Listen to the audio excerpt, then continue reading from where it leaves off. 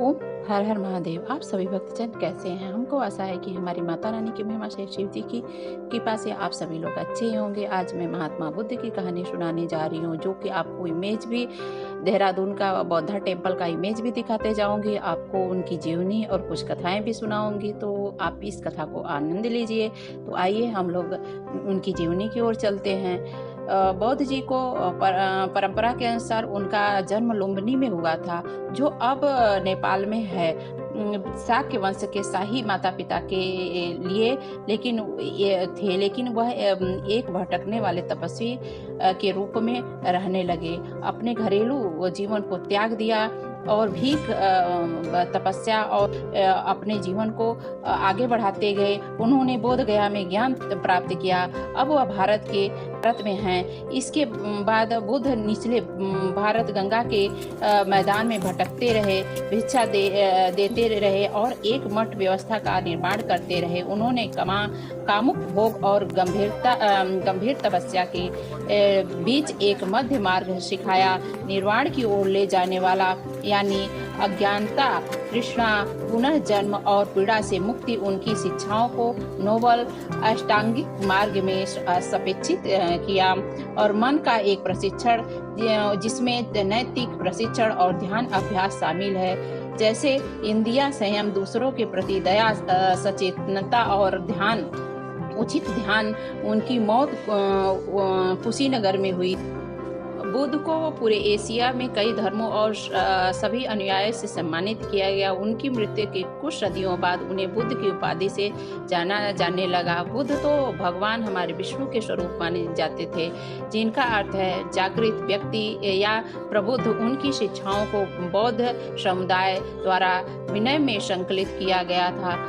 मठवासी अभ्यास के लिए उनके कोड और सूत पिटक उनके प्रवचनों के आधार पर शिक्षाओं का आकलन कि एक मौखिक परंपरा के माध्यम से मध्य इंडो आर्यन बोलियों में पारित हुए थे। बाद की पीढ़ी में अतिरिक्त ग्रंथों की रचना की, जैसे अभिधर्म के रूप में जाने वाले व्यवस्थित ग्रंथ, बुद्ध की जीवनी, उनके पीछे जन्मों की कई कहानियां और संग्रह प्रचलित है। जातक कथाओं के रूप में माना जा अतिरिक्त प्रवचन यानी महायान सूत्र चलाए थे।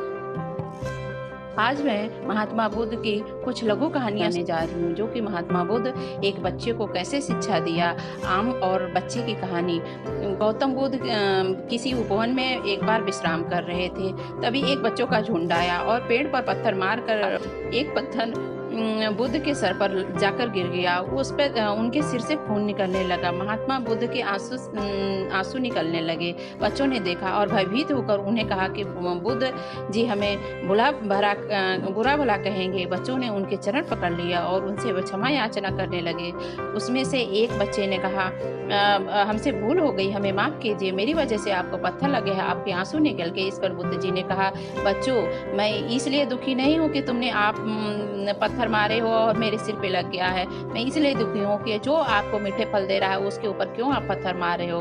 आपको पत्थर मारने के बजाय आपको मीठे फल दे रहा है, इसलिए उसको पत्थर न मारो जो मीठे फल देता है और आपको छाया देता है, उनके ऊपर आप पत्थर कभी नहीं मारो। ये आप बुद्ध जी ने बच्चों को सीख दिया था। और परिश्रम और धैर्यता का एक और कहानी मैं बताने जा रही हूँ। एक बार महात्मा बुद्ध अपने अनुयायियों के साथ किसी गांव में उपदेश देने जा रहे थे। उस गांव में पूर्व ही मार्ग में उन लोगों को जगह जगह पर बहुत सारे गड्ढे दिखाई दिए। बुद्ध के एक शिष्य ने पूछा, देखकर कहा कि बुद्ध जी आखिर ये गड्ढे जगह जगह क्यों खोदे हुए हैं। तब महात्मा बुद्ध ने कहा कि किसी व्यक्ति ने इतने गड्ढे खोद लिए हैं क्योंकि वो धैर्य से काम नहीं लिया है। जगह जगह को गड्ढा खोदा है क्योंकि उसको पानी की आवश्यकता थी। वह इतना गड्ढा न खोद के एक ही गड्ढा खोदता तो उसे अवश्य पानी में निकल जाता और वह पी के अपना प्यास बुझा लेता। लेकिन व्यक्ति को बार बार जगह जगह गड्ढा खोदने के बजाय एक जगह एकाग्रचित होकर एक जगह गड्ढा खोदा होता तो पानी निकलता, लेकिन जगह जगह गड्ढा खोदने से उसे कुछ भी प्राप्त न हुआ। इसलिए इंसान किसान को एक जगह रह के अपनी धैर्य से, अपनी विश्वास से, बच्चे हों तो पढ़ाई करें और जो नौकरी वाले हैं वो एक जगह धैर्य से काम करेंगे तो उनको सफलता प्राप्त होगी। आइए हम लोग तीसरी कथा की ओर चलते हैं, अमृत और खेती की कहानी। एक बार महात्मा बुद्ध भिक्षु शिक्षा के लिए एक किसान के यहाँ पहुंचे। यथावगत भिक्षा के लिए आया देख करके कि किसान ने उपेक्षा से बोला, ब्राह्मण मैं हल जोतता हूँ और तब कुछ खाता हूँ, तुम्हें भी हल जोतना और बीज बोना चाहिए, तब खाना खाना चाहिए। बुद्ध ने कहा, महाराज मैं खेती ही करता हूँ। इस पर किसान ने कहा कि जिज्ञासा प्रकट किया और कहा, गौतम तुम तो ना हल खेत जोतते दिखाई देते हो, ना खेती करते दिखाई देते हो, फिर आप कैसे हल जोतते हो? कृपा करके आप खेती के बारे में कुछ समझाइए। तब महात्मा बुद्ध ने कहा, महाराज मेरे पास श्रद्धा का बीज है, तपस्या रूपी वर्षा, प्रजा रूपी जोत और हल पाप विरूपता का मानदंड है, विचार रूपी रस्सी, स्मृति और जागरूकता रूपी हल की फाल और पेनी है। मैं वचन और कर्म से संयत हूँ। मैं अपनी इस खेती को बेकार घास से मुक्त करता हूँ और आनंद का फसल काट लेने तक प्रयत्न रहने वाला हूँ। प्रमाद मेरा बैल है जो बाधाएं देखकर भी पीछे नहीं मोड़ता है। वह मुझे शिक्षा, शांति, धाम तक ले जाता है। इस प्रकार मैं अमृत का खेती करता हूँ। यह हुई महात्मा बुद्ध की तीसरी कथा। चौथी कथा, मृत्यु के उपरांत क्या होता है। किसी ने महात्मा बुद्ध से पूछा। एक बार बुद्ध से मल्लुक्य पुत्र ने पूछा, भगवान आपने आज तक यह नहीं बताया कि मृत्यु के उपरांत क्या होता है। उसकी बात सुनकर महात्मा बुद्ध ने मुस्कुराए। फिर उन्होंने उससे पूछा, पहले मेरी एक बात का जवाब दो। अगर कोई व्यक्ति कहीं जा रहा हो और अचानक उसे आकर उसके शरीर से एक विष बुझा बाण चुभ जाए तो क्या करना चाहिए? पहले शरीर में बुझे हुए बाण को हटाना चाहिए और फिर देखना चाहिए कि बाण किधर से आया, किस लक्ष्य कर मारा गया है। माल्युक्य ने कहा, पहले तो शरीर में घुसे हुए बाण को निकालना चाहिए, अन्यथा विष पूरे शरीर में फैल जाएगी। बुद्ध ने कहा, बिल्कुल ठीक कहा।